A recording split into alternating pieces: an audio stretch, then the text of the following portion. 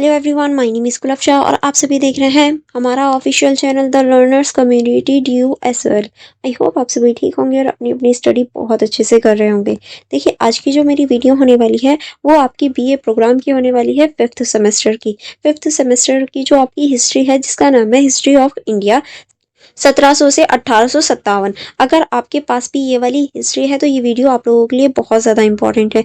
क्यों इंपॉर्टेंट है? क्योंकि मैं आपको इस वीडियो में आपके जितने भी क्वेश्चन आंसर हैं या ये कहूँ क्वेश्चन पेपर है, उनके जो क्वेश्चंस हैं उन्हें सॉल्व करवाने वाली हूँ। यानी इस वीडियो में हम लोग क्वेश्चन पेपर को देखने वाले हैं। जैसे कि आप देख भी सकते हैं, यहाँ हमारा जो क्वेश्चन पेपर सोल्यूशन है वो आपको देखने को मिलेगा। सारे ही क्वेश्चन के सोल्यूशन मिल जाएंगे एंड 2 ईयर्स के आपको क्वेश्चन पेपर यहाँ देखने को मिलेंगे। और उसके बाद में जितने भी इंपॉर्टेंट क्वेश्चन विद आंसर हैं वो भी आप देख पाएंगे और मोर बहुत सारी चीज़ें ऐसी हैं जो आप देख पाएंगे इन वीडियोस के थ्रू।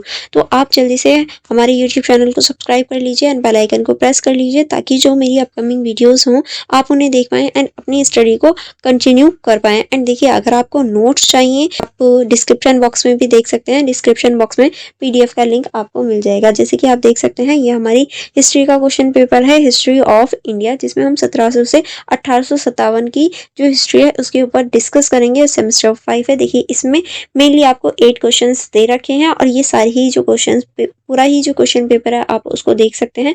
जैसे कि आप देखेंगे, जो हमारा क्वेश्चन नंबर 1 है, पहले मैं आपको क्वेश्चंस बता देती हूँ, फिर उसके बाद में हम लोग क्वेश्चन विद आंसर को देखेंगे। तो हमारा जो क्वेश्चन नंबर 1 है वो है हमारा 18वीं शताब्दी में भारत की राजनीतिक स्थिति पर चर्चा कीजिए। यानी 18वीं शताब्दी में जो भारत की राजनीतिक स्थिति थी वो कैसी थी, ये आपको बताना है।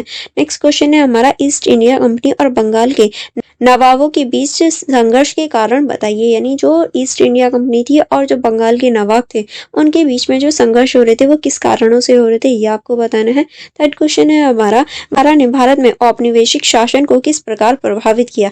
ये भी आपको इस क्वेश्चन में बताना है कि जो विचारधाराएं होती हैं उन्होंने भारत के औपनिवेशिक काल को किस प्रकार प्रभावित किया था, ये क्वेश्चन में पूछा गया है। उसके बाद में आपका क्वेश्चन नंबर 4 हो जाता है। क्वेश्चन नंबर 4 है आपका, बंगाल में स्थानीय बंदोबस्त की मुख्य विशेषताओं का मूल्यांकन करें। इसका क्या सामाजिक और राजनीतिक परिणाम निकला। यानी जो बंगाल में स्थानीय बंदोबस्त था उसका आपको मुख्य विशेषताएं बतानी है, उनका मूल्यांकन करना है, उसका सामाजिक और राजनीतिक परिणाम क्या निकला, ये आपको बताना है। फिर उसके बाद में क्वेश्चन नंबर 5 हो जाता है। क्वेश्चन नंबर 5 है आपका, औपनिवेशिक काल में विउद्योगीकरण की प्रक्रिया का आलोचनात्मक परीक्षण कीजिए। यानी जो औपनिवेशिक काल था, जब अंग्रेजों का हमारे ऊपर शासन था, उस टाइम पे जो विउद्योगीकरण आया था उस प्रक्रिया का आपको आलोचनात्मक परीक्षण करना है। ठीक है, उसके बाद में हमारा क्वेश्चन नंबर 6 स्टार्ट होगा, जिसमें पूछा गया है 19वीं सदी में भारत में सामाजिक आर्थिक सुधार आंदोलन से जुड़े प्रमुख मुद्दे क्या थे। यानी जो 19वीं शताब्दी में भारत में सामाजिक आर्थिक जो सुधार आंदोलन हो रहे थे उनके क्या मुद्दे थे, ये आपको बताना है। फिर क्वेश्चन नंबर 7 है,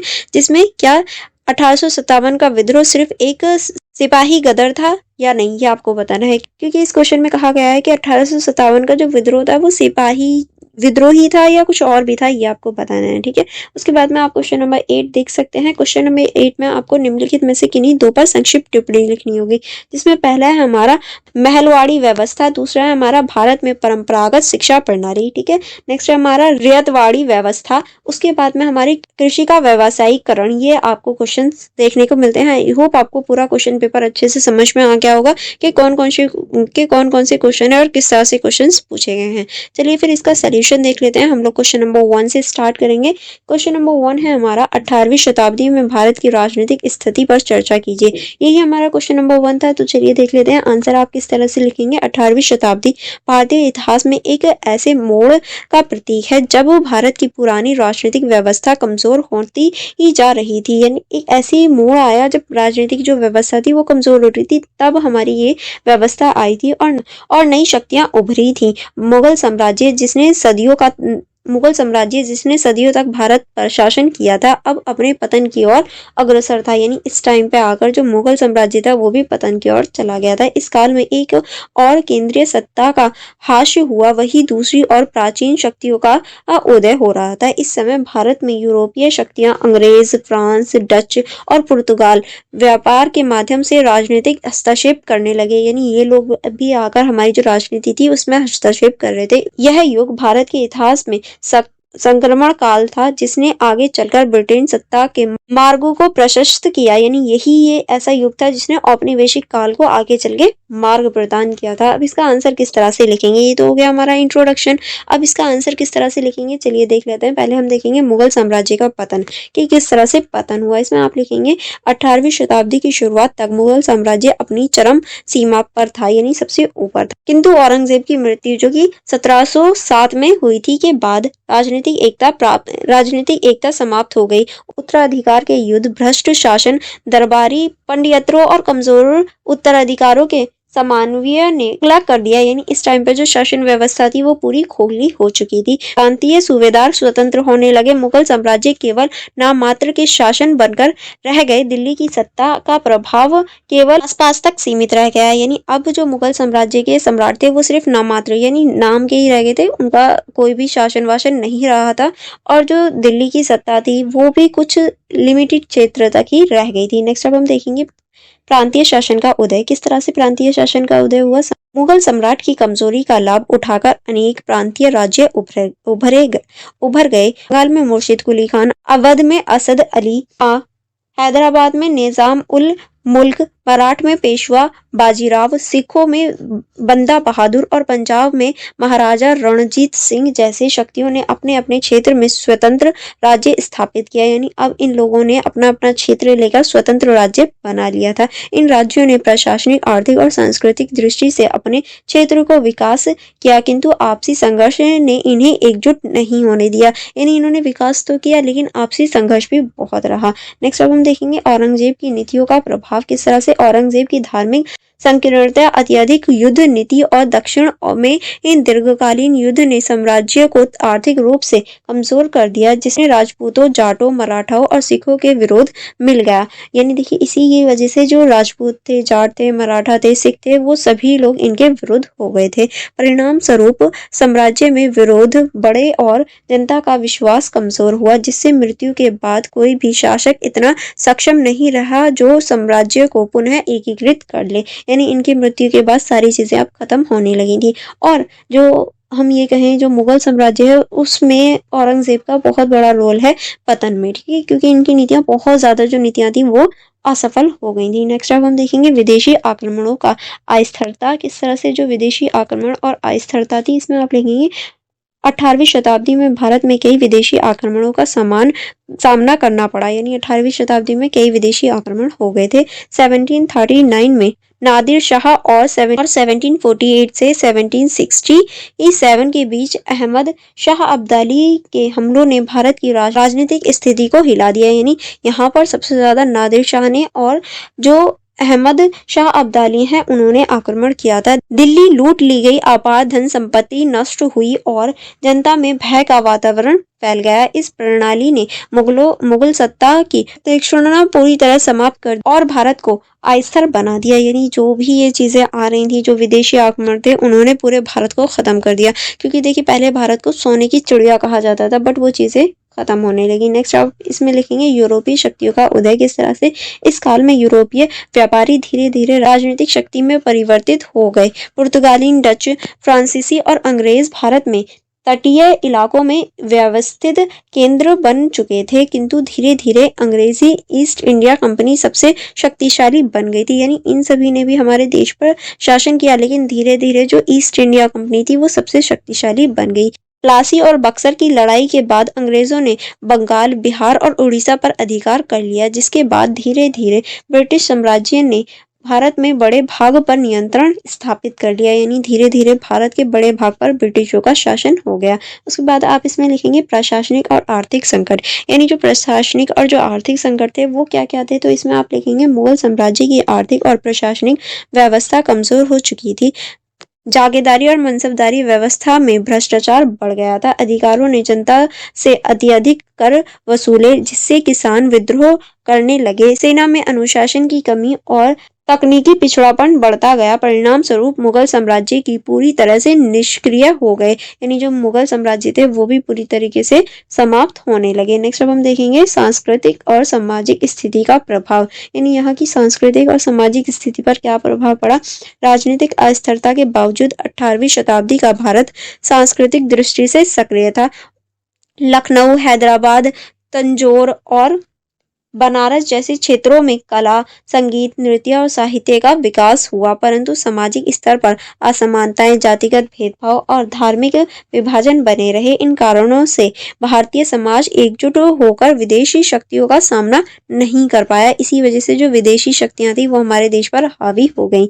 अब हम देखेंगे इस क्वेश्चन का निष्कर्ष। क्या आप निष्कर्ष किस तरह से लिखेंगे? संक्षिप्त में कहा जा सकता है कि 18वीं शताब्दी का भारत राजनीतिक रूप से अत्यंत अशांत और आक्रमणकारी दौर में था, यानी इस टाइम पे बहुत ज्यादा जो अशांति थी वो फैली हुई थी। आगे अब हम देखेंगे मुगल साम्राज्य का पतन, प्रांतीय राज्यों का उदय, विदेशी आक्रमण, आर्थिक संकट और यूरोपीय शक्तियों का प्रभाव, इन सभी ने भारत में राजनीतिक एकता को वो तोड़ दिया। यह भारत की जो राजनीतिक एकता थी वो बिल्कुल खत्म हो गई। यही परिस्थितियां आगे चलकर ब्रिटेन सत्ता के स्थानीय का आधार बनी। इस काल ने भारत में इतिहास की दिशा बदल दी और औपनिवेशिकवाद शासन की नींव रखी। यानी अगर ये काल आते आते जो मुगल साम्राज्य था वो अगर कमजोर नहीं पड़ता तो कभी भी जो औपनिवेशिक सरकार थी वो हमारे देश में नहीं आ पाती। ठीक है, चलिए नेक्स्ट क्वेश्चन की तरफ बढ़ेंगे। नेक्स्ट क्वेश्चन था हमारा, ईस्ट इंडिया कंपनी और बंगाल के नवाबों के बीच संघर्ष के कारणों पर चर्चा कीजिए। यानी जो ईस्ट इंडिया कंपनी थी और जो बंगाल के नवाब थे इनके बीच में हमेशा संघर्ष रहता था, तो उस संघर्ष के क्या कारण थे? तो इसमें आप लिखेंगे 18वीं शताब्दी के मध्य में भारत की राजनीतिक स्थिति अत्यंत जटिल थी। मुगल सत्ता के कमजोर होने के बाद बंगाल, अवध और हैदराबाद जैसे प्रांतीय राज्यों ने अपनी स्वतंत्रता स्थापित कर ली। बंगाल जो कि भारत का सबसे समृद्ध प्रदेश था, व्यापार और कृषि दोनों दृष्टिकोण से अत्यधिक संपन्न था। अंग्रेज ईस्ट इंडिया कंपनी ने 17वीं सदी से ही बंगाल में व्यापार आरंभ किया। समय के साथ उन्होंने व्यापार के बहाने राजनीति में हस्तक्षेप करना प्रारंभ कर दिया। इसी हस्तक्षेप के कारण बंगाल में नवाबों और कंपनियों के बीच संघर्ष उत्पन्न हुआ। यानी देखिए जो बंगाल था वो राजनीति से भी और जो पैसे हैं यानी आर्थिक दृष्टि से भी, सारी दृष्टियों से बंगाल जो था वो सुसंपन्न राज्य था। धीरे धीरे जो ईस्ट इंडिया कंपनी आई उसने बंगाल में एक तरह से व्यापार करना शुरू कर दिया, लेकिन व्यापार के साथ साथ जो राजनीतिक हस्तक्षेप थे वो भी अब करने लगी थी ईस्ट इंडिया कंपनी। यही एक तरह से मोस्ट इम्पोर्टेंट कारण था बंगाल के नवाबों और ईस्ट इंडिया कंपनी में लड़ाई का, ये कहूँ मतभेद का। यह संघर्ष केवल सत्ता का संघर्ष नहीं था, बल्कि यह भारत में ब्रिटिश औपनिवेशिक काल शासक की शुरुआत का प्रतीक भी था। यानी अब ये शासन की जो शुरुआत थी उसका प्रतीक भी बन गया। प्लासी जो कि 1757 में हुआ था और बक्सर जो कि 1762 की लड़ाई इसी संघर्ष का परिणाम था और इसी की वजह से ये दोनों लड़ाइयां भी हुई थी इन दोनों के, यानी बंगाल के नवाब और ईस्ट इंडिया कंपनी के बीच टकराव की वजह से। अगर इसमें हम प्रमुख जो भाग है या प्रमुख जो बॉडी है वो लिखें तो आप इसमें लिखेंगे व्यापारिक संस्थाएं और कर मुक्त व्यापार का विवाद किस तरह से। ईस्ट इंडिया कंपनी ने मुगल शासकों से दस्तकनामा विशेष अधिकार प्राप्त था, जिसके तहत कंपनी के अधिकारी बिना कर दिए व्यापार कर सकते थे, यानी इन्हें कर देने की भी जरूरत नहीं होती थी। लेकिन अंग्रेजी व्यापारी इन अधिकारों का दुरुपयोग करने लगे। वह अपने निजी व्यापार को भी कर मुक्त वस्तु के रूप में दिखाकर स्थानीय व्यापारियों को नुकसान पहुंचाने लगे थे, यानी जो निजी व्यापार होता था उसमें भी वो कर मुक्त करने लगे थे। नवाब सिराजुद्दौला ने इस पर कड़ा विरोध अपनाया और कंपनी को नियमों का पालन का आदेश दिया। अंग्रेजों ने इस अपने अधिकारों का आघात समझा और टकराव आरंभ हुआ। इस विवाद ने प्लासी की लड़ाई की पृष्ठभूमि तैयार की, यानी यही विवाद था, यही कारण था जिसकी वजह से जो प्लासी का युद्ध हो गया। नेक्स्ट अब हम देखेंगे, नेक्स्ट आप इसमें लिखेंगे राजनीतिक हस्तक्षेप और यत्नकारी नीति। किस तरह से कंपनी धीरे धीरे व्यापारिक संस्थाओं से राजनीतिक शक्ति में परिवर्तित हो रही थी। सिराजुद्दौला के शासनकाल में अंग्रेजों ने बंगाल के कई अमीरों से पंडियत्र कर लिया। मीर जाफर जो सिराजुद्दौला की सेना का सेनापति था अंग्रेजों के संपर्क में आ गया। क्लाइव ने इसे नवाब बनाने का वादा किया और प्लासी की लड़ाई में सिराजुद्दौला को हरा दिया गया। यह भारत में अंग्रेजी प्रभुत्व की शुरुआत थी। कंपनी अब बंगाल की वास्तविक सत्ता बन गई। यानी देखिए जब प्लासी का युद्ध हुआ था तो सिराजुद्दौला जो था, सिराजुद्दौला का एक सेनापति था मीर जाफर। मीर जाफर जो था वो अंग्रेजों से मिल गया और जब युद्ध का मैदान आया तो मीर जाफर सेना को लेकर ही दूसरी जगह चला गया, यानी मिसगाइड किया मीर जाफर ने सेना को, जिसकी वजह से सिराजुद्दौला अकेले पड़ गए और ये युद्ध के मैदान में हार गए और नेक्स्ट नवाब मीर जाफर बन गए थे। ठीक है, जिन्हें कठपुतली नवाब भी कहा गया। नेक्स्ट अब हम देखेंगे मीर जाफर और मीर कासिम के साथ मतभेद, यानी मीर जाफर और मीर जो कासिम है इनके साथ भी मतभेद हुआ। किस तरह से, चलिए देख लेते हैं। प्लासी की जीत के बाद मीर जाफर को नवाब बनाया गया, जैसे कि मैंने अभी बताया, लेकिन अंग्रेजों की बढ़ती मांगों और हस्तक्षेप से वह असंतुष्ट हो गए। उन्हें डचों से सहायता लेने का प्रयास किया परंतु विफल रहा। यानी देखिए, अब देखिए मीर जाफर बन तो गए राजा, लेकिन धीरे धीरे जो अंग्रेजों की मांगे थी, अंग्रेजों की जो चीजें थी, वो हस्तक्षेप बहुत ज्यादा बढ़ने लगा, जिसकी वजह से मीर जाफर को सरकार की भी सुननी पड़ती थी और जो जनता है उसकी भी सुननी पड़ती थी। इसलिए मीर जाफर ने क्या किया, डचों से हेल्प मांगी ताकि कंपनी को हराकर उसे भगाया जा सके। कंपनी ने उसे हटाकर उसके दामाद मीर कासिम को नवाब बना दिया, लेकिन जब कंपनी को पता चला, कंपनी ने क्या किया, उसको ही हटा दिया और जो उसका दामाद था मीर कासिम, उसे नवाब बनाया गया। प्रारंभ में मीर कासिम ने अपनी कंपनी से सहयोग रखा परंतु शीघ्र ही उसने महसूस किया कि अब जब तक अंग्रेजों के नियंत्रण से स्वतंत्रता नहीं मिलेगी बंगाल की स्थिति सुधर नहीं सकती। उसने अपनी राजधानी मुर्शिदाबाद से मुंगेर स्थानांतरित कर दी और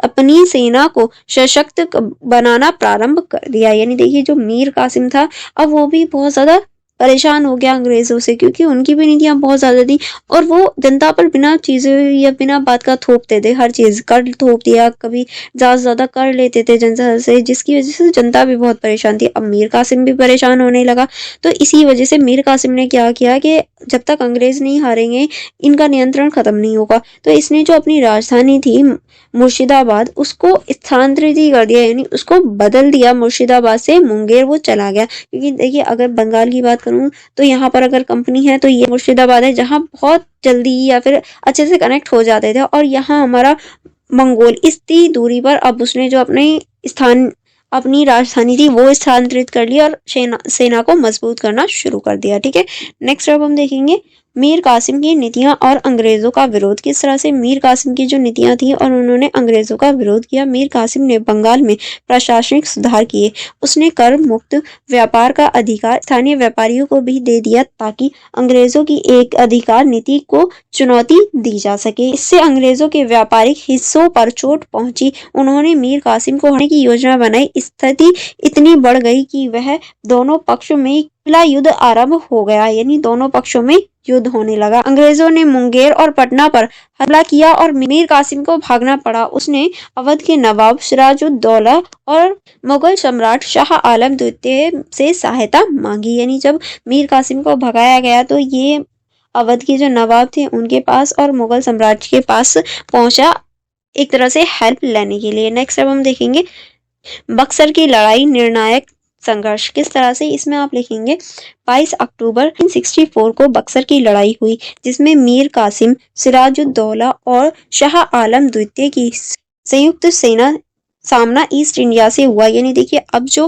जो भागकर मीर कासिम था वो सिराजुद्दौला और शाह आलम द्वितीय के पास गया था और इन सभी ने मिलकर जो बक्सर की लड़ाई है वो लड़ी थी। अंग्रेजों की सेना प्रत्यक्ष प्रतिनिधित्व और संगठित थी, जबकि नवाबों की संयुक्त सेना में समन्वय का अभाव था, यानी ये लोग एक साथ नहीं थे। परिणाम स्वरूप नवाबों की हार हुई। इस युद्ध के बाद बंगाल पर अंग्रेजों का पूर्ण अधिकार स्थापित हो गया। यानी अब जो आसपास के क्षेत्र थे जहां पर जो सिराजुद्दौला हैं और जो शाह आलम द्वितीय है वो शासन कर रहे थे, वो भी अब अंग्रेजों के अधीन आ गया। नेक्स्ट आप इसमें लिखेंगे इस्लामाबाद की संधि और दीवानी अधिकार। किस तरह से, बक्सर की लड़ाई के बाद 1765 में इस्लामाबाद की संधि हुई, यानी बक्सर की जो ये लड़ाई हो गई थी इसके बाद ही इस्लामाबाद की संधि हुई। इस संधि के अनुसार मुगल सम्राट शाह आलम द्वितीय ने बंगाल, बिहार और उड़ीसा की दीवानी ईस्ट इंडिया कंपनी को दे दी, यानी जो राजस्व संग्रह का अधिकार था वो ईस्ट इंडिया कंपनी को देना पड़ा शाह आलम द्वितीय को। इसने कंपनी को बंगाल के राजस्व का सीधा अधिकार प्राप्त हो गया और नवाब केवल नामात्र के शासक रह गए, यानी इसके बाद में जो नवाब थे वो सिर्फ नामात्र के ही शासक रह गए थे। यहीं से ब्रिटिश साम्राज्य की प्रशासनिक नींव भारत में रखी गई, यानी हम कह सकते हैं यहीं से जो ब्रिटिश साम्राज्य है उसकी प्रशासनिक नींव रखी गई। आर्थिक लूट और प्रशासनिक परिवर्तन, कंपनी ने बंगाल के संसाधनों का खुला दोहन किया, व्यापारिक मुनाफा लंदन भेजा जाने लगा, जिससे बंगाल की अर्थव्यवस्था चरमरा गई, यानी बंगाल की जो अर्थव्यवस्था थी वो बहुत बेकार हो गई। कृषि, उद्योग और व्यापार सब प्रभावित हुआ। बंगाल का धन अंग्रेजों की जेब में जाने लगा। इस आर्थिक लूट ने बंगाल में भुखमरी और दरिद्रता फैला दी। यह संघर्ष केवल राजनीतिक नहीं बल्कि आर्थिक शोषण का भी प्रतीक बन गया था। अगर हम इस क्वेश्चन के निष्कर्ष की बात करें कि आप इस क्वेश्चन के निष्कर्ष में क्या लिखेंगे, चलिए देख लेते हैं। उपसंहार यानी निष्कर्ष, या ये कहूँ कंक्लूजन में आप लिखेंगे ईस्ट इंडिया कंपनी और बंगाल के नवाबों के बीच संघर्ष भारत के इतिहास की निर्णायक घटना थी। इस संघर्ष के कारण न केवल बंगाल की स्वतंत्रता समाप्त हुई बल्कि भारत पर अंग्रेजों के साम्राज्य की नींव भी पड़ गई, यानी अब भारत पर जो अंग्रेजों के साम्राज्य था वो भी होने लगा। नवाचार की राजनीतिक शक्ति, अंग्रेजों की छल कपट भरी नीति, व्यापारिक एकार और राजस्व की लालसा ने इस संघर्ष को जन्म दिया था। प्लासी और अकबर की लड़ाई ने भारत को औपनिवेशिक युग में प्रवेश करवा दिया। इस संघर्ष का परिणाम ये हुआ कि भारतीय शासन समाप्त होकर अंग्रेजी शासन की स्थापना हुई, यानी जो भारतीय शासन थे वो समाप्त हो गए और जो अंग्रेजी शासन थे उनकी शुरुआत हो गई। इसने आगे चलकर पूरे भारत को अपने नियंत्रण में ले लिया, यानी ईस्ट इंडिया कंपनी ने पूरे भारत पर नियंत्रण कर लिया। अतः ये कहा जा सकता है कि बंगाल के नवाब और ईस्ट इंडिया कंपनी के बीच संघर्ष भारतीय इतिहास का वह मोड़ था जहां से विदेशी शासन का युग आरंभ और स्वतंत्रता का युग प्रारंभ हुआ, क्योंकि यहीं से हमारे जो विदेशी शासन है उसका और स्वतंत्रता का जो युग है वो शुरू हुआ। आई होप आपको ये क्वेश्चन समझ में आ गए होंगे।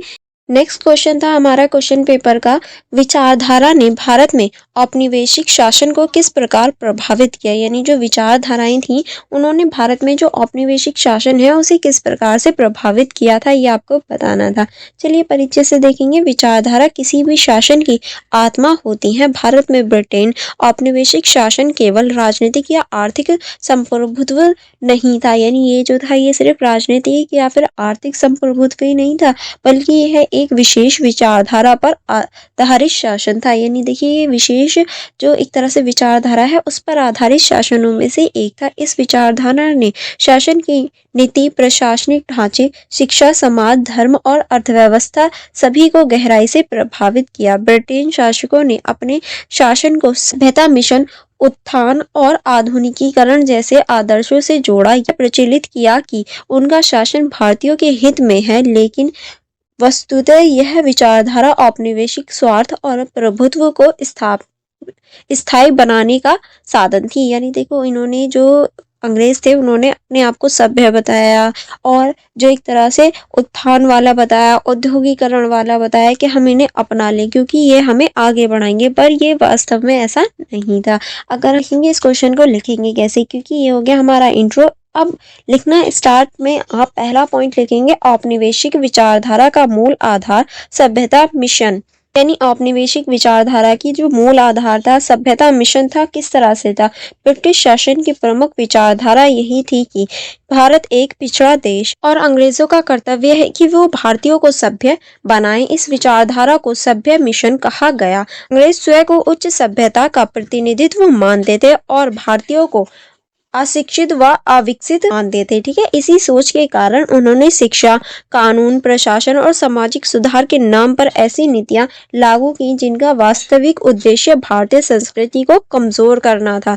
ऐसी नीतियां ये लेकर आए थे और पश्चिमी मूल्यों को श्रेष्ठ साबित करना था। इस विचारधारा ने भारतीय समाज की हीन भावना को जन्म दे दिया था। नेक्स्ट अब हम देखेंगे श्वेत श्रेष्ठता की विचारधारा। किस तरह से? औपनिवेशिक शासन की दूसरी प्रमुख विचारधारा थी यूरोपीय जातीय श्रेष्ठता, यानी ये यूरोप के जो लोग थे उन्हें श्रेष्ठ मानते थे। अंग्रेजों स्वयं को भारतीयों से अधिक बुद्धिमान, ईमानदार और सभ्य मानते थे। इस मानसिकता के कारण प्रशासनिक पदों पर अंग्रेजों को वीरता दी जाती थी, जबकि भारतीयों को निम्न पदों तक सीमित रखा जाता था। न्याय व्यवस्था, सेना, शिक्षा और नौकरियों में यह नस्लीय भेदभाव स्पष्ट देखने को मिलता था। यानी हम पूरी तरीके से यहाँ ये जो भेदभाव है उन्हें देख सकते थे। यह विचारधारा भारतीय समाज में अंग्रेजों के प्रति झूठ, श्रेष्ठता की भावना पैदा करने का उपकरण थी। यानी ये जो भावनाएं थी ये झूठी और जो श्रेष्ठता की भावनाएं थी उन्हें पैदा कर रही थी। नेक्स्ट अब हम देखेंगे औपनिवेशिकवाद और शासन नीति का प्रभाव। क्या औपनिवेशिकवाद रहा और क्या शासन नीति का प्रभाव रहा। ब्रिटिश शासन का एक और बौद्धिक आधार था औपनिवेशिकवाद, जिसका प्रचार जेरेमी बेंथर और जेम्स मिल के विचारकों ने किया था। इस विचार के अनुसार शासन का उद्देश्य अधिकतम लोगों का अधिकतम सुख होना चाहिए। यानी जो भी शासन है उसका उद्देश्य सिर्फ अधिकतम यानी ज्यादातर लोगों का पूरा सुख होना चाहिए। लेकिन भारत में इसका उद्देश्य औपनिवेशिक सार्थक समर्थन के लिए हुआ। भूमि, राजस्व नीति, न्याय प्रणाली व्यवस्था सभी सुधार के नाम पर लागू किए गए, परंतु इनके परिणाम स्वरूप भारत की अर्थव्यवस्था और समाज ब्रिटिश नियंत्रण में चला गया। इस प्रकार सुधारों की विचारधारा ने शासन को मजबूती दी और यही कारण था जो औपनिवेशिक लोग थे उन्हें मजबूती मिली। शिक्षा की औपनिवेशिक विचारधारा, अंग्रेजीकरण की नीति। किस तरह से शिक्षा क्षेत्रों में औपनिवेशिक विचारधारा का प्रभाव सर्वाधिक दिखाई देता है। लॉर्ड मैकाले की 1835 की शिक्षा नीति इसका उदाहरण है, जो कि लॉर्ड मैकाले द्वारा लाई गई थी, ठीक है, 1835 में, जिसमें कहा गया था कि हमें ऐसा भारत चाहिए जो रक्त से भारतीय हो पर विचारों से, बुद्धि से अंग्रेज हो। यानी हमारा खून तो भारतीय हो लेकिन हम सोच विचारों में कैसे हो, अंग्रेजों की तरह हो। अंग्रेजी शिक्षा के माध्यम से पश्चिमी मूल्य, ईसाई नैतिकता और यूरोपीय ज्ञान भारतीय समाज में फैल गया। इस नीति ने भारतीयों में दो वर्ग पैदा किए, एक अंग्रेजी शिक्षित वर्ग जो ब्रिटिश शासन का समर्थन करता था और दूसरा पारंपरिक शिक्षा से जुड़ा हुआ वर्ग जो उपेक्षित रहता था। यानी हम कह सकते हैं अब दो वर्गों में हमारा भारत भी बट गया था। एक वो वर्ग जिन्होंने अंग्रेजी सीखी और अंग्रेजों का साथ देने लगे, एक वो वर्ग जो परंपराओं के साथ जुड़े हुए थे।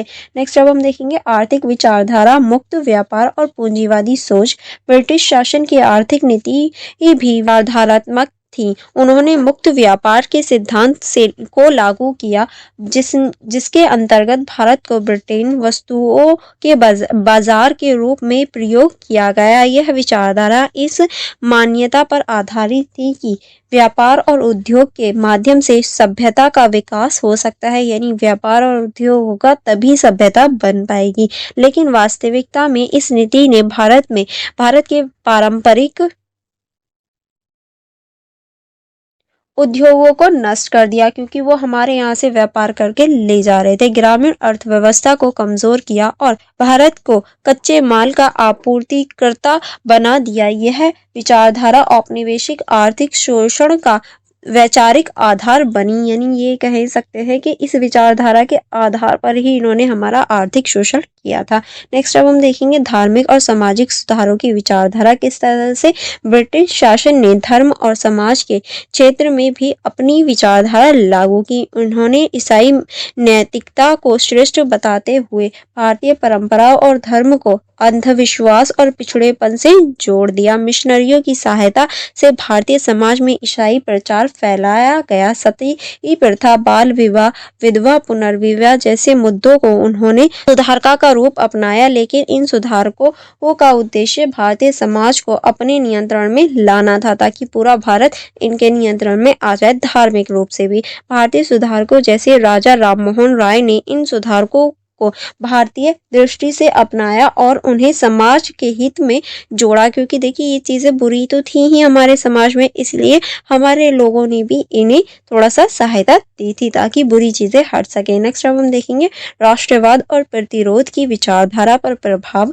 औपनिवेशिक विचारधारा ने भारतीयों में विरोध और जागरूकता की भावना भी जगाई। पश्चिमी शिक्षा के माध्यम से जो नए विचार स्वतंत्रता, समानता और मानवाधिकार भारत में आए, उन्हें धीरे धीरे राष्ट्रवाद की भावना को जन्म दे दिया। यानी अब जो राष्ट्रवाद की भावना थी वो धीरे धीरे हमारे सामने आने लगी। भारतीय बुद्धिजीवियों ने औपनिवेशिक विचारकों की आलोचना करते हुए अपनी स्वतंत्र राष्ट्रीय विचारधारा विकसित की। दादा भाई नौरोजी, स्वामी विवेकानंद और बाल गंगाधर तिलक जैसे विचारकों ने औपनिवेशिक सोच की और चुनौती दी और स्वतंत्र भारत की कल्पना प्रस्तुत की। यानी ऐसे लोग ही थे जिन्होंने स्वतंत्र भारत की जो कल्पना है वो की थी और स्वतंत्रता की ओर अग्रसर किया था लोगों को। अब हम देखेंगे इस क्वेश्चन का निष्कर्ष। निष्कर्ष में आप लिखेंगे विचारधारा ने भारत में औपनिवेशिक शासन को न केवल वैधता प्रदान की बल्कि उसके हर पहलू को दिशा भी दी। ब्रिटिश शासन ने सभ्यता सुधार और आधुनिकीकरण के नाम पर अपने प्रभुत्व को स्थापित करने की रणनीति अपनाई थी। शिक्षा, कानून, धर्म और अर्थव्यवस्था सभी क्षेत्रों में ब्रिटिश विचारधारा का प्रभाव देखा गया, परंतु यही विचारधारा भारतीय समाज में चिंता और प्रतिरोध की भावना भी जगाने में सहायक बनी। अतः इसी चेतना से भारतीय राष्ट्रवाद और स्वतंत्रता आंदोलन की नींव पड़ी हुई थी। इस प्रकार कहा जा सकता है कि विचारधाराएं औपनिवेशिक शासन की प्रेरक शक्ति भी थी और इसके पतन की बीज भी थी। यानी औपनिवेशिक शासन को इसने बढ़ाया भी था और इसके पतन का कारण भी बन गई थी। अब नेक्स्ट क्वेश्चन की तरफ बढ़ेंगे। नेक्स्ट क्वेश्चन था आपके क्वेश्चन पेपर में, बंगाल में स्थानीय बंदोबस्त की मुख्य विशेषताओं का मूल्यांकन करें, इसका क्या सामाजिक और राजनीतिक परिणाम निकला। यानी जो बंगाल में स्थानीय बंदोबस्त था उस कि आपको जो प्रमुख विशेषताएं हैं वो बतानी है और इसका सामाजिक और राजनीतिक क्या परिणाम निकला ये बताना है।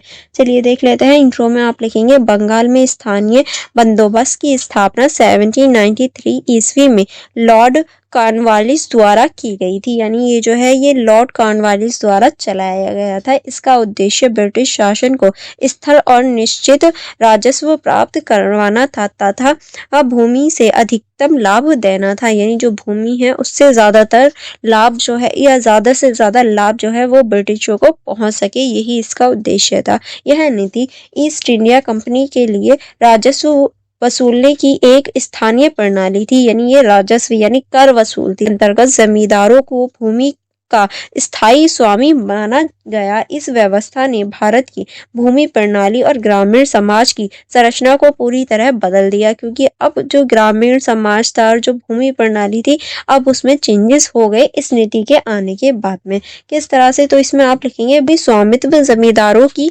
सौंपना। किस तरह से जो भूमि स्वामित्व था वो जमींदारों को सौंप दिया गया। स्थानीय बंदोबस्त के अंतर्गत ब्रिटिश सरकार ने भूमियों का स्वामित्व जमींदारों को सौंप दिया। यानी जो जमींदार होते थे उन्हें भूमि का स्वामी बना दिया गया। पहले जहां किसान भूमि के वास्तविक मालिक होते थे, वहीं अब जमींदारों को स्थानीय स्वामी ही घोषित कर दिया गया। किसान केवल भूमि पर खेती करने वाले किराएदार बन गए। यानी अब किसान जो थे वो एक तरह से किराएदारों की तरह वर्क करने लगे अपनी ही जमीन पर, जिससे जमींदारों की शक्ति और प्रभाव बहुत बढ़ गया, जबकि किसान अपने ही भूमि से बेदखल हो गए। ठीक है, नेक्स्ट अब हम देखेंगे राजस्व की स्थापत्य व्यवस्था। किस तरह से, इस व्यवस्था के अनुसार जमींदारों को हर वर्ष सरकार को एक निश्चित राशि राजस्व के रूप में देनी होती थी। यानी एक निश्चित राशि तय कर दी कि इतनी राशि तुम्हें देनी है, उससे ऊपर जितनी भी कमाई हो जाए वो सभी तुम्हारी है। और यह राजस्व स्थायी रूप से निश्चित कर दिया गया था। भविष्य में चाहे भूमि की उपज बढ़े या घटे, सरकार को वही निश्चित राजस्व मिलेगा। यानी अगर भविष्य में भूमि का जो उपज है वो बढ़ी तो भी मुनाफा तुम्हारा और घटी तो भी जो एक तरह से डाउनफॉल होगा या ये कहूँ जो घाटा होगा वो भी तुम्हारा होगा। हमें निश्चित राशि चाहिए, इस तरह से अंग्रेजों ने कर दिया। इस व्यवस्था से सरकार को स्थिर आय की गारंटी तो मिली, लेकिन लंबे समय में यह व्यवस्था ब्रिटिश प्रशासन के लिए घाटे का कारण भी बन गई, क्योंकि अगर लाभ होता तो सारी चीजें बस उन्हें थोड़े से पैसे मिलते और सारे जो पैसे थे वो जमींदार रख लेते थे, क्योंकि कृषि उत्पादन बढ़ने पर भी राजस्व नहीं बढ़ाता। ठीक है, नेक्स्ट अब हम देखेंगे जमींदारों को वसूली और संपत्ति से बेदखली का अधिकार। किस तरह से जमींदारों को किसानों से राजस्व वसूलने का पूर्ण अधिकार दिया गया। यदि कोई जमींदार सरकार को समय पर राजस्व नहीं दे पाता तो उसकी संपत्ति नीलाम कर दी जाती थी। यानी अगर जमींदार भी नहीं दे पाया तो उसकी जो संपत्ति उसे दी गई है पूरी नीलाम कर दी जाती थी। इस नीति से कई पुरानी जमींदारों की जमीन नीलाम होकर नए धनागढ़ीय वर्ग के हाथों में चली गई, जिससे एक नई जमींदारी वर्ग पैदा हुआ जो ब्रिटिश सरकार का समर्थक बनाया गया। ये कहूँ ब्रिटिश सरकार का जो समर्थक था वो समर्थक बन गया, ये जो नया वर्ग बना था। नेक्स्ट अब हम देखेंगे किसानों की स्थिति में गिरावट। किस तरह से इस व्यवस्था का सबसे पुराना प्रभाव किसानों पर पड़ा। अधिक कर वसूला गया और उसके पास सुधार का कोई साधन नहीं था। जमींदारों ने किसानों से मनमाना किराया लिया और अत्याचार किया। कई बार किसानों को अपनी जमीन छोड़नी पड़ी और वह ऋणग्रस्त हो गए, यानी कर्जे में आ गए। किसान वर्ग का जीवन गरीबी और शोषण का प्रतीक बन गया था इस टाइम के आते आते ही, क्योंकि सभी लोग जो थे वो एक तरह से गरीब बन गए थे। नेक्स्ट अब हम देखेंगे ब्रिटिश हितों की सुरक्षा। किस तरह से इस नीति का एक प्रमुख उद्देश्य भारत में ब्रिटिश हितों को सुरक्षित करना था। जमींदारों को ब्रिटिश सरकार के प्रति वफादार बना कर उन्हें ब्रिटिश सरकार का अधिकार बनाना था। यानी जमींदारों को एक तरह से ब्रिटिशों के लिए वफादार बनाना था इस नीति का उद्देश्य। इस वर्ग को राजनीतिक रूप से वफादार सहयोगी की तरह तैयार किया गया, जो शासन के हितों की रक्षा करेगा और किसी भी विद्रोह को दबाने में मदद करेगा, यानी कोई भी विद्रोह नहीं होने देगा। नेक्स्ट अब हम देखेंगे कृषि उत्पादन में गिरावट। किस तरह से कृषि उत्पादन पर भी इसका नकारात्मक प्रभाव पड़ा। जमींदारों ने भूमि सुधार या सिंचाई के कार्यों में कोई रुचि नहीं दिखाई थी। वह केवल अधिकतम वस्तुओं में रुचि रखते थे। किसानों के शोषण और खेती में निवेश की कमी के कारण कृषि उत्पादकता घटती गई, जिससे ग्रामीण अर्थव्यवस्था कमजोर हो गई। यानी अब कृषि उत्पादकता जो थी वो कम होती गई और जिसका नकारात्मक प्रभाव ग्रामीण अर्थव्यवस्था पर देखने को मिला। नेक्स्ट अब हम देखेंगे सामाजिक वर्ग का विभाजन। किस तरह से स्थानीय बंदोबस्त ने भारतीय ग्रामीण समाज को दो स्पष्ट वर्गों में बांट दिया गया था। एक और धनी जमींदार और दूसरी और गरीब किसान थे।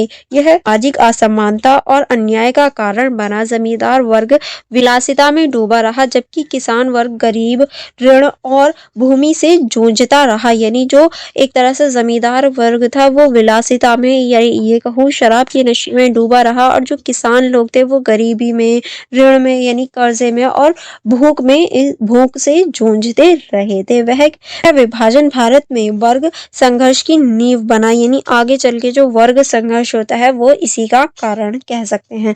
नेक्स्ट अब हम देखेंगे सामाजिक और राजनीतिक परिणाम। यानी इसका सामाजिक और राजनीतिक क्या परिणाम हुआ, तो इसमें आप लिखेंगे एक नया शासन वर्ग का निर्माण। इस नीति ने भारत में एक नई जमींदार वर्ग उभारा जो अंग्रेजों के प्रति वफादार थे। ब्रिटिश सरकार ने इस वर्ग को अपने राजनीतिक नियंत्रण का आधार बनाया। यह वर्ग भारतीय समाज में ऊंचे स्थान पर पहुंच गया और शासन का सहयोग बढ़ गया था। ठीक है, नेक्स्ट अब हम देखेंगे किसानों का शोषण और गरीबी। किसान वर्गों को इस व्यवस्था से सबसे अधिक नुकसान हुआ। वह जमींदारों के अधीन अत्याचार झेलने को विवश हो गए। उन्हें किसी भी प्रकार की सुरक्षा नहीं मिली। उनके जीवन स्तर में गिरावट आई और वह ऋणग्रस्त होकर साहूकारों के गुलाम बन गए। यानी कर्जे में डूबकर जो साहूकार थे उनके गुलाम बन गए थे।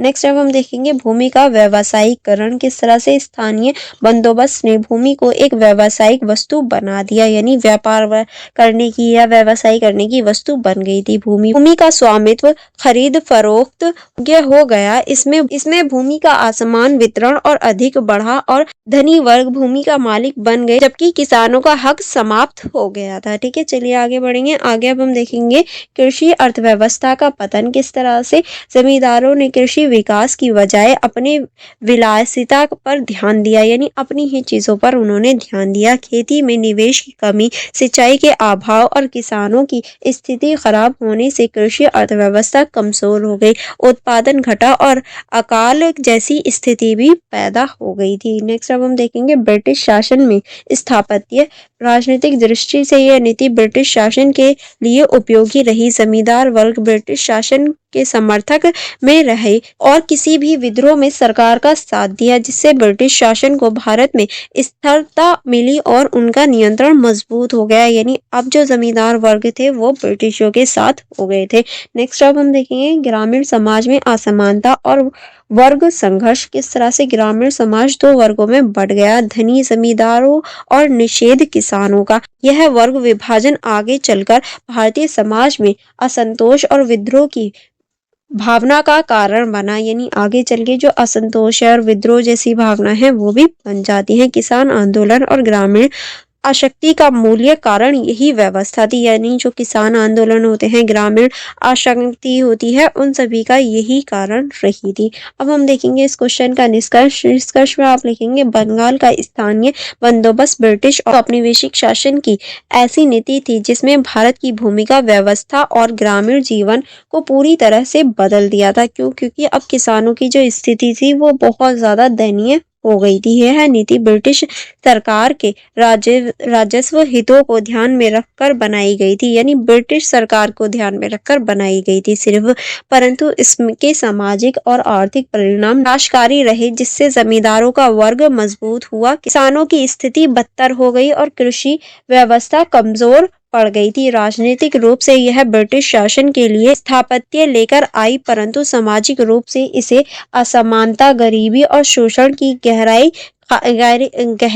खाई पैदा कर दी थी। स्थानीय बंदोबस्त भारतीय ग्रामीण जीवन की समस्याओं और औपनिवेशिक शोषण का प्रतीक मानी गई, या प्रतीक के रूप में हम इसे देख सकते हैं। चलिए नेक्स्ट क्वेश्चन देखेंगे। नेक्स्ट क्वेश्चन है हमारा, औपनिवेशिक काल में विउद्योगीकरण की प्रक्रिया का आलोचनात्मक परीक्षण कीजिए। यानी ये आपका क्वेश्चन है कि औपनिवेशिक काल में जो विउद्योगीकरण थी उस प्रक्रिया का आपको आलोचनात्मक परीक्षण करना है। किस तरह से परीक्षा आप देखेंगे। भारत में औपनिवेशिक काल 1757 से 1857 एक ऐसा दौर था जब ब्रिटिश ईस्ट इंडिया कंपनी ने भारत की पारंपरिक अर्थव्यवस्था और उद्योग को कंपनी नीतियों के माध्यम से गहराई से प्रभावित किया था। इस काल में भारत जो कभी अपने हस्तशिल्प और वस्तु निर्माण के लिए प्रसिद्ध था, धीरे धीरे एक कृषि प्रधान देश में बदल गया। यानी पहले हमारा जो देश था वो हस्तशिल्प यानी ऐसी वस्तु जो हाथ से बनाई जाती है और वस्तु निर्माण के लिए प्रसिद्ध था, लेकिन अब धीरे धीरे सिर्फ कृषि पर ही आधारित हो गया था।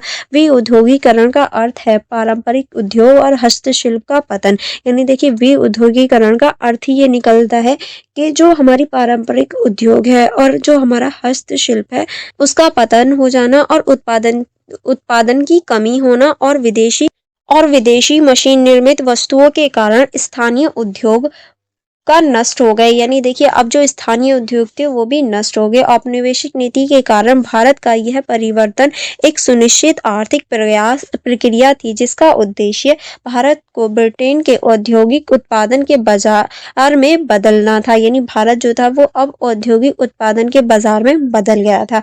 अब हम देखेंगे इस क्वेश्चन को आप लिखेंगे कैसे। तो फर्स्ट पॉइंट आप इसमें लिखेंगे ब्रिटिश नीतियों के कारण पारंपरिक उद्योग का पतन। किस तरह से औपनिवेशिक काल में ब्रिटिश शासन ने व्यापार नीति इस तरह बनाई कि भारत केवल कच्चे माल का उत्पादन और ब्रिटेन निर्मित वस्तुओं का उपभोग बन गया। पहले भारत में कपास, रेशम, मसाले, नील और अन्य वस्तु यूरोप भेजी गई थी, परंतु ब्रिटिश औद्योगिकरण क्रांति के बाद भारत में बने मालों की मांग घटने लगी। ब्रिटिश सरकार ने भारत में ब्रिटिश कपड़ों पर बहुत कम शुल्क लगाया, जबकि भारतीय वस्त्रों पर इंग्लैंड में अधिक कर लगाया गया। यानी भारत में तो कर कम था लेकिन इंग्लैंड में कर ज्यादा लगाया गया। इससे भारत में वस्तु उद्योगों को भारी नुकसान पहुंचा। इसी वजह से जो भारत में वस्तु उद्योग थे वो कम होने लगे।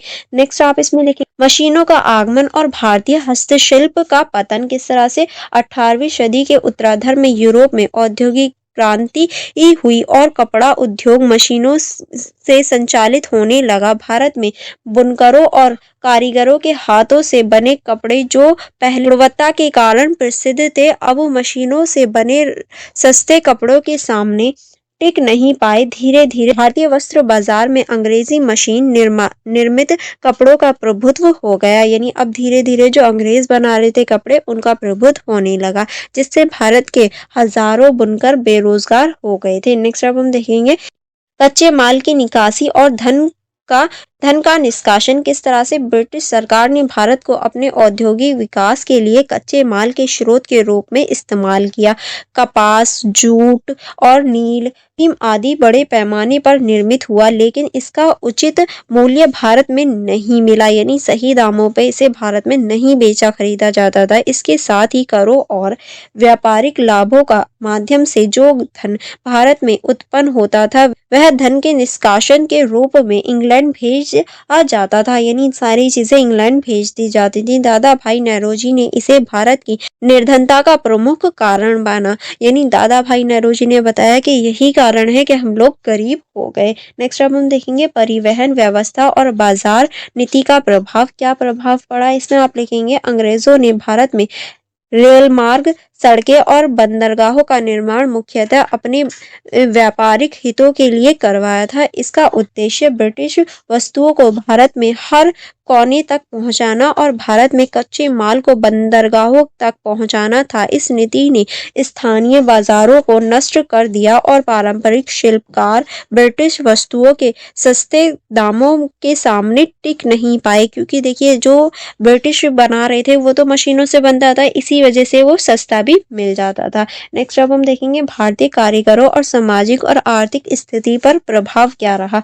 इसमें आप लिखेंगे विउद्योगीकरण ने न केवल आर्थिक बल्कि सामाजिक ढांचे को भी प्रभावित किया। गांवों के बुनकर, लोहार, सुनार, कुम्हार, बढ़ई और अन्य शिल्पकार वर्ग बेरोजगार हो गए। उनकी पारंपरिक कला और तकनीक धीरे धीरे समाप्त होने लगी। परिणाम स्वरूप बड़े संख्या में लोग कृषि की ओर मुड़ गए, जिससे कृषि पर अत्यधिक बोझ पड़ा और ग्रामीण निर्धनता की वृद्धि हुई। यानी अब उन लोगों की जो एक तरह से जो कारीगरी थी, जो काम थे वो खत्म हो गए, तो ज्यादातर लोग क्या करने लगे, कृषि करने लगे। और कृषि की वजह से भी एक तरह से जो बहुत ज्यादा बड़े लेवल पर निर्धनता आ गई, क्योंकि अगर सभी लोग कृषि में लग जाएंगे तो इतना पैसा कहाँ से आएगा कि कृषि में लगाया जा सके, जिसकी वजह से जो ग्रामीण निर्धनता है वो देखने को मिली। नेक्स्ट अब हम देखेंगे ब्रिटिश उद्योग का लाभ और भारतीय अर्थव्यवस्था की परिधनता। किस तरह से ब्रिटिश शासन के अंतर्गत भारत की अर्थव्यवस्था आत्मनिर्भर न रहकर पूरी तरह ब्रिटिश पर निर्भर हो गई थी।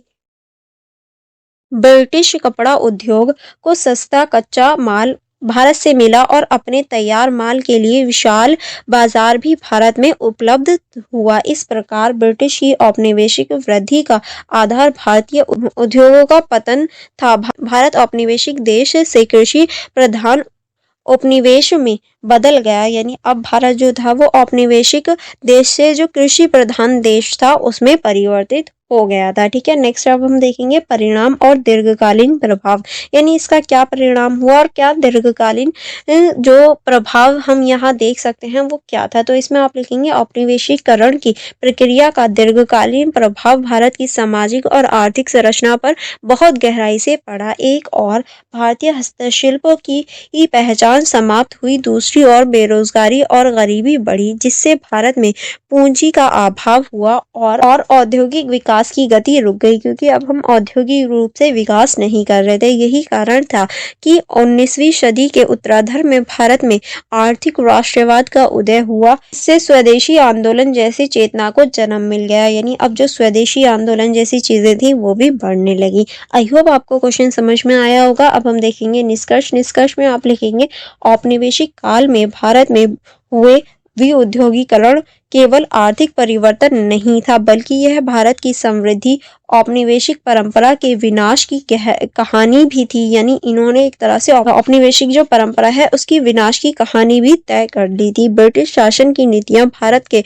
उद्योगों को नष्ट करके उसे कच्चे माल का आपूर्तिकर्ता और विदेशी वस्तु का उद्योग बना चुकी थी, जिससे भारतीय समाज की आत्मनिर्भरता खत्म हो गई और आर्थिक निर्भरता बढ़ गई थी। क्योंकि अब हमारा जो भारतीय समाज था वो आत्मनिर्भरता से हट चुका था, उसकी आर्थिक जो निर्भरता थी वो बढ़ गई। अतः इस प्रक्रिया ने भारत को गरीबी, बेरोजगारी और सामाजिक असमानता को जन्म दिया, जो स्वतंत्रता के बाद भी लंबे समय तक बनी रही। यानी स्वतंत्रता के बाद भी हम लंबे समय तक निर्भर ही रहे थे।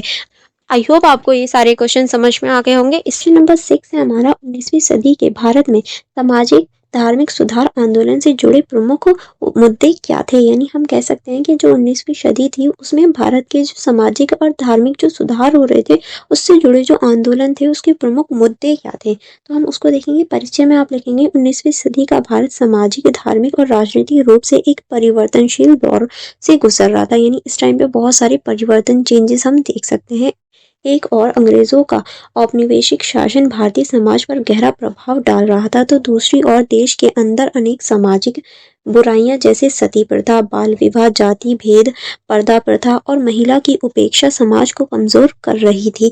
इस काल में कई भारतीय विचारकों, शिक्षक वर्ग और संगठनों ने समाज को जागरूक करने और सुधार की दिशा में ठोस प्रयास किए। इस प्रकार 19वीं सदी का सामाजिक धार्मिक सुधार आंदोलन भारतीय पुनर्जागरण का प्रारंभिक चरण माना जाता है। यानी हम कह सकते हैं इस टाइम पे जो भारतीय सुधार थे, आंदोलन जो थे, वो भारत की जो व्यवस्था है या भारत का जो समाज है उसे पुनर्जागरण की ओर लेकर जा रहे थे। किस तरह से, चलिए देख लेते हैं।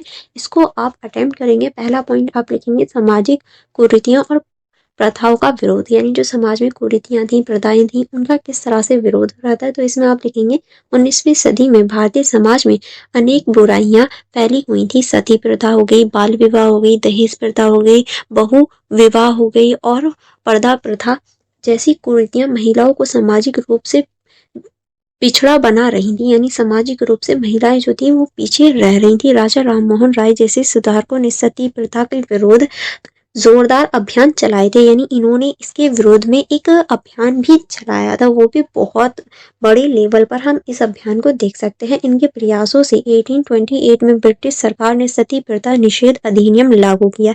इस प्रकार ईश्वर चंद्र विद्यासागर ने विधवा पुनर्विवाह के पक्ष में आवाज उठाई और 1856 में विधवा पुनर्विवाह अधिनियम पारित हुआ। इन आंदोलन का मुख्य उद्देश्य समाज में मानवीय और प्रगतिशील बनाना था, ताकि जो समाज के मानवीय हैं वो प्रगतिशील हो सके और जो विधवा हैं उन्हें दोबारा से विवाह का मौका मिल सके। ठीक है, नेक्स्ट अब हम देखेंगे जातीय व्यवस्था और अस्पृश्यता के विरुद्ध आंदोलन।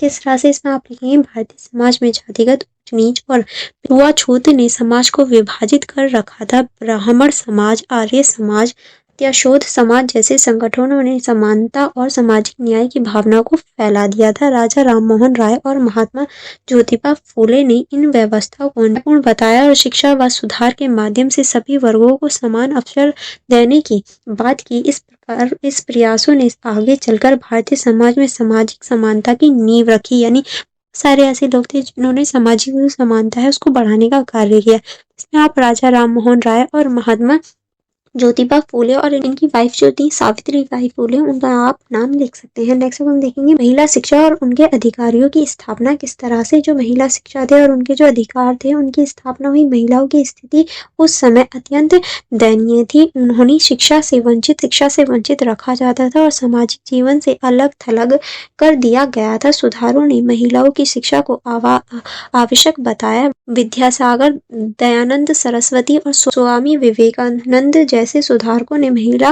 विद्यालयों की स्थापना की। यानी इन लोगों ने मिलकर जो महिला विद्यालय हैं उनकी स्थापना की ताकि महिलाओं को आगे बढ़ाया जा सके। आर्य समाज ने कन्या शिक्षा और धार्मिक कर्तव्य बताए, जिसे परिणाम स्वरूप भारतीय समाज में महिलाओं की स्थिति धीरे धीरे सुधार आया और वह सामाजिक राजनीतिक जीवन में भाग लेने लगी थी। नेक्स्ट आप इसमें लिखेंगे धार्मिक अंधविश्वास और रूढ़ियों का विरोध। किस तरह से, सुधार आंदोलनों का एक प्रमुख उद्देश्य था समाज में फैली अंधश्रद्धा कर्मकांड और बाहरी दिखावे का विरोध करना। ब्रह्म समाज, आर्य समाज, प्रथा समाज जैसे संगठनों ने एक शिववाद, तर्क और नैतिक आचार्य पर जोर दिया ताकि सभी को एकता मिल सके। उन्होंने ये स्पष्ट किया कि सच्चे धर्म मानवता और नैतिकता में है, न कि पाखंड या बाहरी अनुष्ठानों में। यानी जो हमारी नैतिकता है, मानवता है, वही हमारा सच्चा धर्म है, जिससे धर्म के प्रति आर्थिक दृष्टिकोण का विकास हुआ और समाज में वैज्ञानिक सोच में बल मिला, या वैज्ञानिक सोच बढ़ने लगी। नेक्स्ट आप इसमें लिखेंगे शिक्षा का प्रसार और आधुनिक विचारों का आगमन। किस तरह से सुधारकों ने यह समझ लिया था कि समाज में स्थायी परिवर्तन तभी संभव है जब शिक्षा प्राप्त हो, यानी शिक्षा है तभी हम स्थायी जो परिवर्तन है वो कर सकते हैं। मिशनरियों और भारतीय सुधारकों दोनों ने शिक्षा को बढ़ावा दिया। अंग्रेजी शिक्षा के माध्यम से पश्चिमी विचारों जैसे समानता, स्वतंत्रता, समान अधिकारों की भावना भारतीय युवाओं में फैल गई। यानी अब जो भारतीय युवा थे वो भी समान अधिकारों की जो मांग थे वो करने लगे थे। महात्मा फूले ने निचले वर्गों के लिए विद्यालय खोले और स्त्री शिक्षा पर विशेष बल दिया। इस शिक्षा आंदोलन ने भारतीय पुनर्जागरण को बाधिक दिशा दी, यानी अब वो भारतीय जो वो शिक्षा थी वो पढ़ने लगी थी। नेक्स्ट अब हम देखेंगे धर्म और समाज के बीच सामंजस्य की स्थापना। इसमें आप लिखेंगे सुधारकों का उद्देश्य धर्म को समाप्त करना नहीं था, बल्कि उसे नैतिक और मानवीय मूल्यों से जोड़ना था। इनका कभी भी उद्देश्य धर्म को समाप्त करना नहीं था, बल्कि नैतिक और जो मानवीय मूल्य हैं उनको भी जोड़ना था। उन्होंने ये बताया कि धर्म का वास्तविक उद्देश्य मानवीय कल्याण है। स्वामी दयानंद सरस्वती ने वेदों की ओर लौटो का नारा देकर भारतीय संस्कृति को वैज्ञानिक दृष्टि से पुनः जागृत किया। यानी जो स्वामी दयानंद सरस्वती हैं उन्होंने भी यही नारा दिया था कि वेदों की ओर लौटो, क्योंकि वेदों में जो स्त्री है उसको पढ़ाने की बात की गई है। वेदों की स्त्रियां पढ़ी हुई होती थी, उन्हें अनपढ़ नहीं रखा जाता था। तो उन्होंने कभी भी धर्म को पीछे नहीं छोड़ा, बल्कि नैतिकता को भी साथ में लाने का प्रयास किया। उन्होंने मूर्ति पूजा, बाल विवाह और जाति भेद का विरोध किया था। वही रामकृष्ण, स्वामी विवेकानंद ने सभी धर्मों को में एकता और प्रेम का संकेत दिया। यानी इन्होंने कहा सभी धर्म जो है वो एक ही है, एक ही ईश्वर है, तो हमें किसी का भी विरोध नहीं करना चाहिए। नेक्स्ट हम देखेंगे राजनीतिक चेतना का विकास किस तरह से। इसमें आप देखेंगे इन सामाजिक धार्मिक सुधार आंदोलनों ने भारत में राष्ट्रीयता की भावना को जन्म दे दिया। यानी जो भारत है इसमें अब राष्ट्रीयता की भावना बढ़ने लगी। जब लोगों ने समानता, स्वतंत्रता और सुधार की दिशा में सोचना शुरू किया तो यह राजनीतिक जागरूकता का आधार बन गया। आर्य समाज, ब्रह्म समाज और रामकृष्ण मिशन जैसे संगठनों ने भारत को आत्म सम्मान और एकता की भावना से भर दिया था। यही चेतना आगे चलकर स्वतंत्रता आंदोलन की वैचारिक नींव भी बन गई, क्योंकि आगे चलकर जो स्वतंत्रता आंदोलन थे उन्होंने सभी को एक साथ ला दिया। ठीक है, अब हम देखेंगे इस क्वेश्चन का निष्कर्ष। निष्कर्ष में आप लिखेंगे 19वीं सदी के सामाजिक धार्मिक सुधार आंदोलन भारतीय समाज के पुनर्जागरण की आधारशिला सिद्ध हुई। इन आंदोलनों ने समाज को जड़ परंपराओं और कुरीतियों से मुक्त करने की दिशा में कार्य किए थे। उन्होंने महिला, दलित और पिछड़े वर्गों के अधिकारों की बात की और समानता, शिक्षा तथा नैतिकता पर बल दिया। यानी इन्होंने सभी ने जो समानता है, शिक्षा है और नैतिकता है उस पर बल दिया था। इन आंदोलनों ने भारतीय समाज में एक नई सोच, आत्म सम्मान और आधुनिक चेतना का संचार किया। यही सुधारवादी चेतना आगे चलकर स्वतंत्रता संग्राम के लिए प्रेरणा बनी और भारत में आधुनिक राष्ट्र निर्माण की दिशा तय की थी। आई होप आपको क्वेश्चन समझ में आया होगा। नेक्स्ट क्वेश्चन की तरफ बढ़ेंगे। नेक्स्ट क्वेश्चन है हमारा, क्या 1875 का विद्रोह सिर्फ एक सिपाही विद्रोह था? यानी 1857 की जो विद्रोह था वो सिर्फ एक सिपाही विद्रोह था या नहीं, ये आपको बताना है। चलिए देखेंगे। परिचय में आप लिखेंगे 1857 का विद्रोह भारतीय इतिहास की एक बहुत ही महत्वपूर्ण और निर्णायक घटना थी। इस भारतीय स्वतंत्रता संग्राम का प्रथम चरण भी कहा जाता है, क्योंकि अगर हम सभी एकजुट हो जाते तो हम 1857 में ही आजाद हो जाते, इसीलिए ही इसे प्रथम चरण कहा जाता है। ब्रिटिश शासन के विरुद्ध यह पहला बड़ा संगठन विद्रोह था जिसने अंग्रेजी सत्ता की नींव हिला दी थी। ये बहुत बड़े लेवल पर हुआ था। अंग्रेजी इतिहासकारों ने इसे केवल एक सिपाही विद्रोह या म्यूटिनी कहा, क्योंकि इसका आरंभ अंग्रेजी सेना के भारतीय सिपाहियों से हुआ था। यानी अंग्रेजों ने इसे सिपाही विद्रोह या फिर म्यूटिनी कहा था, क्योंकि आरंभ यानी स्टार्टिंग में जो अंग्रेजी सेना के भारतीय थे उन्होंने ही विद्रोह किया था, परंतु भारतीय दृष्टिकोण से यह केवल सिपाहियों तक सीमित नहीं था, बल्कि इसके किसानों, जमींदारों, व्यापारी, आम जनता और कई भारतीय शासकों ने भाग लिया। यानी अगर हम भारत की दृष्टि से देखें तो ये सिर्फ सिपाही विद्रोह नहीं था, क्योंकि इसमें किसानों ने, जमींदारों ने, व्यापारियों ने और आम जनता ने भी और भारत के कई शासकों ने भी इसमें भाग लिया था। इसीलिए इसे सिर्फ सिपाही गदर कहना अन्यायपूर्ण होगा, इसीलिए हम इसे इसे ये सिर्फ सिपाही जो विद्रोह है वो नहीं कह सकते। अब इसके जो प्रमुख बिंदु हैं, प्रमुख बिंदुओं में आप इस तरह से लिखेंगे, इसमें आप लिखेंगे विद्रोह की पृष्ठभूमि और आरंभ, यानी जो विद्रोह है इसकी जो पृष्ठभूमि और आरंभ है इसमें आप लिखेंगे 1857 का विद्रोह कई सामाजिक, राजनीतिक, धार्मिक और आर्थिक कारणों से उत्पन्न हुआ था। अब देखिए कोई भी चीज उत्पन्न हो रही है तो उसके बहुत सारे रीजंस होते हैं। लंबे समय से अंग्रेजों की नीतियों से भारतीय समाज असंतुष्ट था। सैनिकों में असंतोष का कारण वेतन, पदोन्नति में भेदभाव, धार्मिक अपमान और नई एनफील्ड राइफल्स की कारतूस थी। यानी जो नई जो एक तरह से बंदूकें आई थी उनमें जो कारतूस लगती थी वो भी एक कारण था, जिसमें गाय और सुअर की चर्बी में उपयोग की बात फैली थी। यानी इसमें माना गया था इसमें गाय और इसकी चर्बी मिलाई गई है, जो कि एक तरह से ये हिंदुओं के लिए धर्म भ्रष्ट करने का कार्य करती है और ये मुसलमानों के लिए धर्म भ्रष्ट करने का कार्य करती है। इसीलिए भी विद्रोह किया था सेना ने। इस धार्मिक असम्मान के विद्रोह की तारी लगाई और 10 मई 1857 को मेरठ से इसका आरंभ हुआ। 10 मई 1857 में मेरठ के छावनी जिले से इसका आरंभ हो जाता है। ठीक है, नेक्स्ट अब हम देखेंगे केवल सिपाहियों का नहीं बल्कि जन विद्रोह था। किस तरह से ये सिर्फ सिपाहियों का ही नहीं बल्कि एक जन विद्रोह था। इसमें आप लिखेंगे हालांकि शुरुआत सैनिकों से हुई, लेकिन विद्रोह शीघ्र ही पूरे उत्तर भारत में फैल गया था। दिल्ली, कानपुर, झांसी, अवध, लखनऊ, बरेली, बिहार और अन्य भारत तक आम जनता इस आंदोलन में शामिल हो गई। यानी ये सभी जो राज्य हैं वो शामिल हो गए थे। किसानों ने अपने क्षेत्रीय अधिकारों को हटाया। कई रियासतों के लोग अपने राज्यों के नेतृत्व में लड़े, जिससे यह स्पष्ट होता है कि यह आंदोलन केवल सिपाहियों तक सीमित नहीं था, बल्कि जन सामान्य की भागीदारी से एक व्यापक विद्रोह बन गया था। यानी अब इसमें जो आम जनता थी वो भी पार्टिसिपेट करने लगी थी। नेक्स्ट आप इसमें लिखेंगे भारतीय राजाओं और नेताओं की भूमिका। किस तरह से विद्रोह में कई स्थानीय राजाओं और रानियों ने भी महत्वपूर्ण भूमिका निभाई थी। जहाँ से कि रानी लक्ष्मीबाई, कानपुर के नाना साहेब, अवध के बेगम हजरत महल, बरेली के खान बहादुर खान और बिहार के कुंवर सिंह जैसे नेताओं ने इसे राष्ट्रीय स्वरूप दिया। यानी ये सभी जो राजा और रानी थे वो एक तरह से इस आंदोलन में स्पष्ट रूप से जुड़ गए थे। इन राजाओं ने केवल अपने समर्थन के लिए नहीं बल्कि ब्रिटेन, दमन और अन्याय के खिलाफ संघर्ष किया। इससे यह स्पष्ट होता है कि यह विद्रोह राष्ट्रव्यापी भावना से प्रेरित था। यानी हम कह सकते हैं राष्ट्रव्यापी जो भावना है उससे प्रेरित हो चुका था। नेक्स्ट आप इसमें लिखेंगे राजनीतिक और सामाजिक असंतोष का परिणाम। क्या परिणाम निकला? अंग्रेजों ने डॉक्ट्रिन ऑफ लैप्स नीति के कारण कई भारतीय राज्यों का विलय जबरन कर लिया था। इसके अलावा जमींदारों और किसानों से कठोर लगान वसूल जा रहा था। अंग्रेजों द्वारा भारतीय परंपराओं, संस्कृति और धर्म में हस्तक्षेप से समाज में असंतोष बढ़ा। यह असंतोष धीरे धीरे एक व्यापक आंदोलन में बदल गया, जिससे पूरे उत्तर भारत को जकड़ लिया। यानी अब ये पूरे ही उत्तर भारत में फैल गया था ये जो आंदोलन था। ठीक है, नेक्स्ट आप इसमें लिखेंगे विद्रोह का संगठन और विस्तार। किस तरह से? इसमें आप लिखेंगे हालांकि विद्रोह में व्यापक जन भागीदारी थी, लेकिन इसमें समन्वय और केंद्रीय नेतृत्व की कमी थी। यानी समन्वय और जो केंद्रीय नेतृत्व था वो कम देखने को मिला। प्रत्येक क्षेत्र में संघर्ष स्थानीय स्तर पर हो रहा था।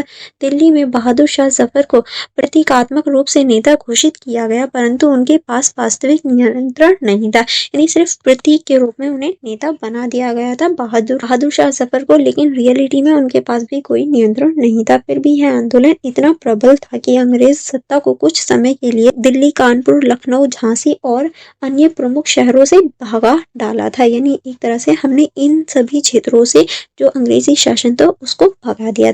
नेक्स्ट आप इसमें लिखेंगे अंग्रेजों की प्रतिक्रिया और दमन की नीति, यानी इस आंदोलन के बाद अंग्रेजों की क्या प्रतिक्रिया रही और क्या दमन की नीति इन्होंने अपनाई। अंग्रेजों ने इस विद्रोह को सिपाही गदर कहकर छोटा दिखाने का प्रयास किया ताकि इसे राजनीतिक और राष्ट्रीय भवनों को दबाया जा सके। अंग्रेजों ने विद्रोह को क्रूरता से कुचल दिया, हजारों भारतीयों को फांसी दे दी गई, गांव जलाए गए और जनता पर अत्याचार किए गए, लेकिन इन दमन ने भारतीयों के मन में स्वतंत्रता की भावना और गहरी कर दी। यानी अब भारतीयों के मन में इस विद्रोह के बाद स्वतंत्रता की जो भावना थी वो और ज्यादा गहरी हो गई। नेक्स्ट अब हम देखेंगे विद्रोह का महत्व और परिणाम। क्या महत्व था और क्या परिणाम हुआ। 1857 के विद्रोह भले ही असफल रहा परंतु इसका प्रभाव बहुत दूरगामी था, यानी इसका जो प्रभाव था वो हम बहुत दूर तक देख सकते हैं। इससे अंग्रेजों ने यह समझ लिया कि भारत को केवल सैनिक बल से नहीं बल्कि नैतिक बदलावों से नियंत्रित करना होगा, यानी सिर्फ सेना से ही भारत अब नियंत्रण में नहीं आएगा। परिणाम स्वरूप 1858 में ईस्ट इंडिया कंपनी का शासन समाप्त हुआ और भारत सीधा ब्रिटेन क्राउन के अधीन आ गया, यानी अब भारत पर ईस्ट इंडिया कंपनी का जो शासन था वो खत्म हो जाता है और अब भारत क्राउन के अधीन यानी जो ब्रिटेन क्राउन था उसके अधीन आ जाता है। भारत जनता में स्वतंत्रता की भावना जागी और आने वाले स्वतंत्रता आंदोलन की नींव इसी विद्रोह ने रख दी थी, क्योंकि अब चार्टर के माध्यम से भारत पर शासन होने वाला था। ठीक है, अब हम देखेंगे इस क्वेश्चन का निष्कर्ष में आप लिखेंगे 1857 का विद्रोह केवल सिपाही का गदर नहीं था बल्कि यह भारत की जनता का एक व्यापक राष्ट्रीय आंदोलन था। ठीक है, जिसमें सिपाहियों, किसानों, राजाओं, महिलाओं और आम जनता की समान भागीदारी थी। अंग्रेजी इतिहासकारों ने इसे म्यूटिनी कहा ताकि इसकी व्यापकता को कम करके दिखाया जा सके, परंतु भारतीय दृष्टिकोण से यह स्वतंत्रता का प्रथम संग्राम था। ठीक है, यह प्रथम प्रयास था जिससे भारतीय समाज स्वाभिमान, एकता और आजादी की भावना को जन्म मिल गया था। इसीलिए 1857 यानी कि 1857 का विद्रोह भारत के इतिहास में प्रथम स्वतंत्रता संग्राम के रूप में स्वर्णित है, न कि केवल एक सिपाही विद्रोह के रूप में। यानी केवल हम इसे सिपाही विद्रोह नहीं कह सकते, क्योंकि ये एक प्रथम स्वतंत्रता संग्राम के रूप में हम इसे देख सकते हैं। आई होप आपको ये क्वेश्चन समझ में आ गया होगा। नेक्स्ट जो क्वेश्चन है वो हमारा क्वेश्चन नंबर 8, जिसमें कुछ पॉइंट्स दे रखे थे जैसे कि आप देख सकते हैं। निम्नलिखित में से किन्हीं दो पर आपको टिप्पणी करनी थी। पहला पॉइंट था हमारा मालवाड़ी व्यवस्था, दूसरा था हमारा भारत में परंपरागत शिक्षा प्रणाली। ठीक है, उसके आगे चलेंगे। उसके आगे थर्ड जो था वो था हमारा रैयतवाड़ी व्यवस्था, उसके बाद में कृषि का व्यावसायीकरण। ये हमारी कुछ पॉइंट्स दे रखे थे, चलिए उनको देख लेते हैं। पहले हम देखेंगे मालवाड़ी व्यवस्था क्या थी। इसमें आप लिखेंगे मालवाड़ी व्यवस्था ब्रिटिश शासन द्वारा 1822 ईस्वी में लागू की गई भूमि राजस्व व्यवस्था थी, यानी ये जो है भूमि राजस्व प्रणाली थी मालवाड़ी व्यवस्था। इससे उत्तर भारत के इलाकों विशेषकर उत्तर प्रदेश, पंजाब, मध्य प्रदेश और हरियाणा में लागू किया गया था। इस व्यवस्था की शुरुआत लॉर्ड हेस्टिंग्स के समय में हुई और इसका कार्यान्वयन सर थॉमस मुनरो तथा हॉल्ट मैकेंजी ने किया। इस प्रणाली के तहत राजस्व वसूली की जिम्मेदारी पूरे गांव या महल पर होती थी, यानी जो भी राजस्व वसूली होती थी उसकी जिम्मेदारी गांव या फिर महल पर होती थी। यह गांव के प्रमुख या जमींदार राज्य को कर दिए जाता था, जिससे भूमि का स्वामित्व किसानों के पास रहता था, परंतु सरकार भूमि के प्राप्त होने पर लाभ का निश्चित हिस्सा राजस्व के रूप में वसूलती थी। यानी इस टाइम पे जो